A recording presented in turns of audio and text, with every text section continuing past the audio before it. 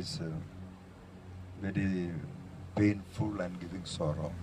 ఈ మరణం అనేది ఎంతో వేదనకరమైనది, ఎంతో బాధను కలిగించేది.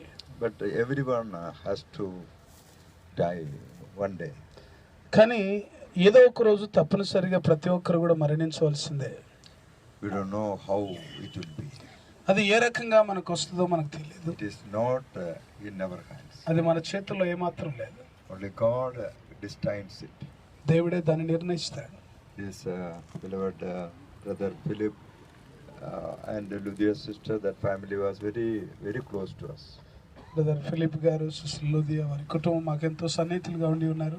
And they served God. దేవుని సేవా పరిచర్య వారు చేశారు. Even yesterday morning, Philip, brother Vino, he was in the church preaching the word of God and praying. నిన్నటి దినం కూడా ఆదివారం ఉదయకాల ఆరాధనలో దేవుని